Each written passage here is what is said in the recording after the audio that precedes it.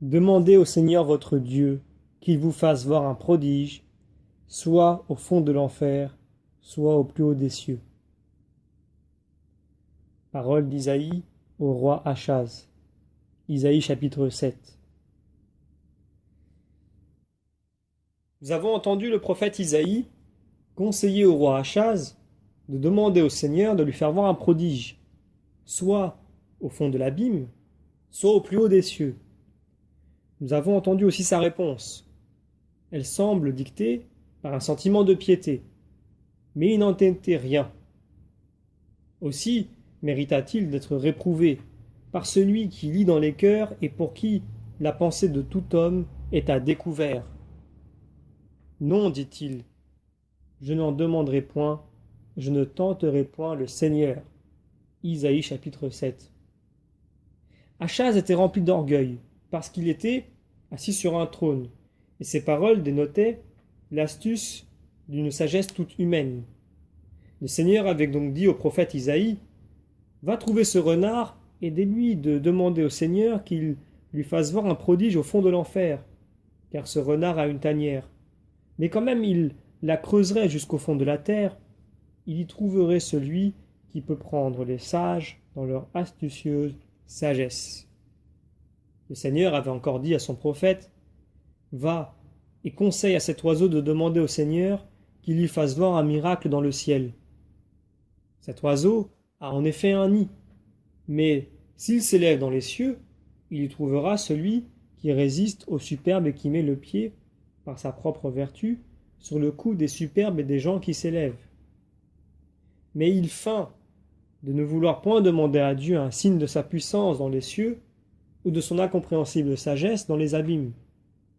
Voilà pourquoi le Seigneur promet lui-même de donner à la maison de David un signe de sa bonté et de son amour, afin d'attirer, du moins par la preuve de sa charité, ceux que ni sa puissance ni sa sagesse ne frappent de terreur.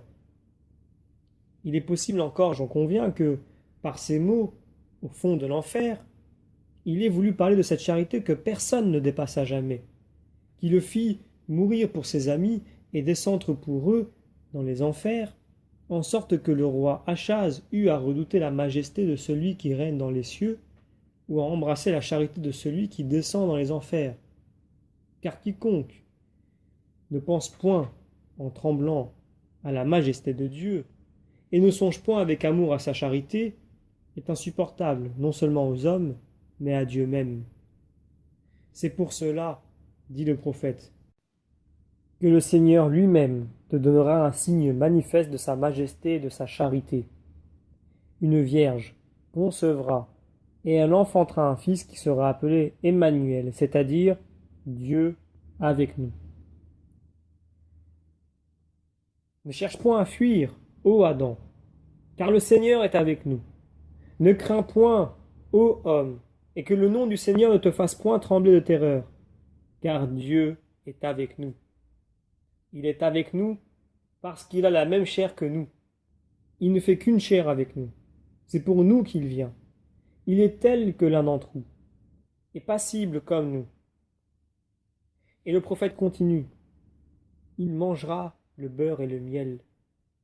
C'est comme s'il avait dit, il sera petit enfant et se nourrira des mêmes aliments que les autres enfants.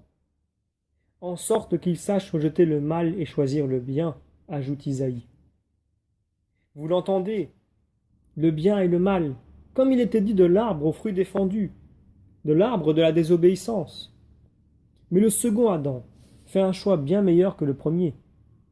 En effet, il choisit le bien et rejette le mal, tandis que celui-là préfère la malédiction et elle tombe sur lui. Il repousse la bénédiction et la bénédiction fuit loin de lui. Dans ces mots du prophète, il mangera le beurre et le miel, nous voyons le choix de cet enfant. Que sa grâce maintenant nous vienne en aide et nous accorde ce qui nous importe le plus, de comprendre, comme il faut, le sens de ces paroles et ensuite de l'exposer de manière à vous le faire comprendre aussi. Il y a deux choses dans le lait, de la brebis, le beurre et le fromage. L'un est gras et humide, l'autre est sec et dur. Notre enfant sait donc admirablement choisir, quand il préfère le premier et laisse le second. En effet, quelle est cette centième brebis qui s'est égarée, qui a péri? N'est-ce pas le genre humain que le très bon pasteur vient chercher après avoir laissé les 99 autres dans les montagnes? En effet, dans cette brebis-là, on retrouve deux choses aussi. Une nature douce, bonne, très bonne même, c'est le beurre. La corruption du péché, c'est le fromage. Voyez donc le choix excellent de notre enfant, qui prend notre nature mais sans la corruption du péché. N'est-ce point des pécheurs, en effet, que l'Écriture a dit, leur cœur s'est durci comme le lait caillé, parce que le ferment de la malice, la présure de l'iniquité, a corrompu en eux la pureté du lait. Ainsi en est-il de l'abeille. Si elle a un doux miel, elle a aussi un aiguillon pénétrant. Mais notre abeille, c'est celle qui butine parmi les lys et qui habite la contrée fleurie des anges, d'où elle a pris son vol vers la cité de Nazareth, nom synonyme de fleur, attirée par la douce odeur qu'exhale la fleur de la perpétuelle virginité sur laquelle elle se pose et à laquelle elle s'attache. Cette abeille a aussi son miel et son aiguillon, car, selon le chant du prophète, elle a en même temps la miséricorde et le jugement. Aussi, un jour que ses disciples lui conseillaient de détruire par le feu du ciel une ville qui n'avait pas voulu la recevoir, elle répond, cette abeille, le Fils de l'homme n'est pas venu pour exercer le jugement, mais pour sauver le monde. Notre abeille n'avait point d'aiguillon alors. Elle s'en était comme désarmée. Mais elle ne répond que par la miséricorde, non point par le jugement aux indignes traitements qu'on lui fait essuyer.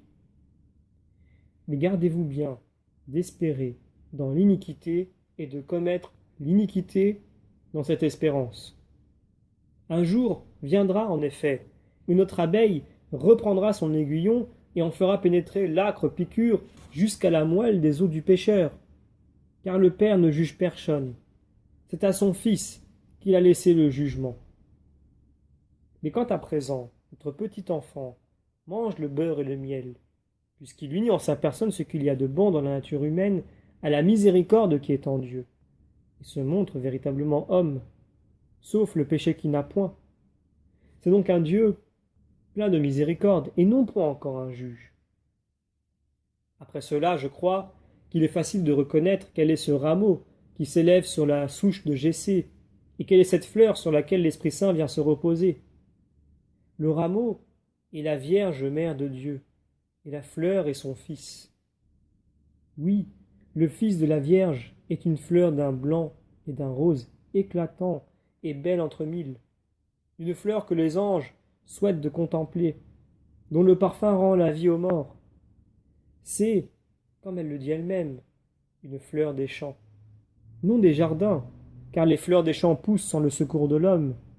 Personne ne l'a semée, personne ne la cultive, personne ne répand un engrais à la place où elle pousse.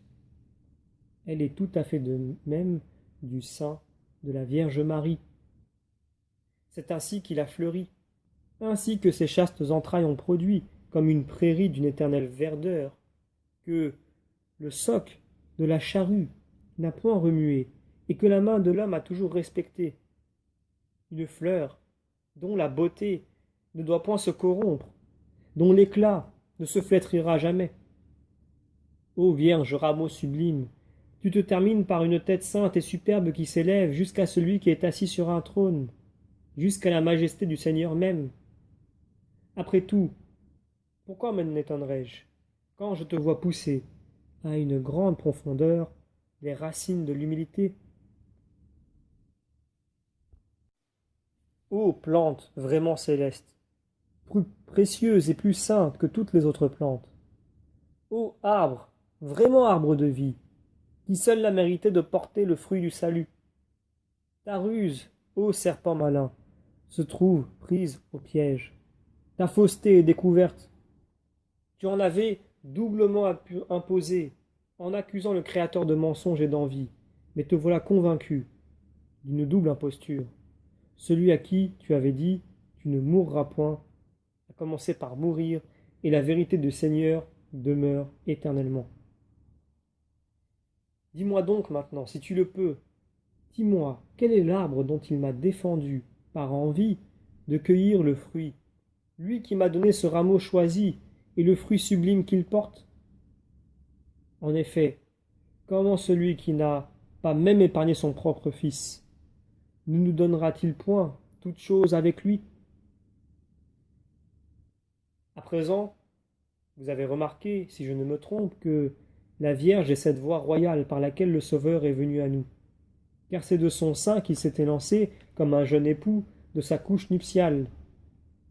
Ne nous écartons donc point de cette route dont je vous ai parlé dans mon premier sermon, s'il vous en souvient bien, et efforçons-nous, mes très chers frères, de monter vers le Sauveur par la même voie qu'il a suivie pour descendre jusqu'à nous, d'arriver par elle à la grâce de celui qui, par elle aussi, est venu jusque dans notre misère. Puissions-nous avoir, par vous, accès auprès de votre Fils, ô vous qui avez eu le bonheur de trouver la grâce, d'enfanter la vie et le salut. Que celui qui nous a été donné par vous aussi nous reçoive. Que votre sainteté excuse auprès de lui la faute de notre corruption, et que votre humilité, qui charme les regards de Dieu, lui fasse pardonner à notre vanité.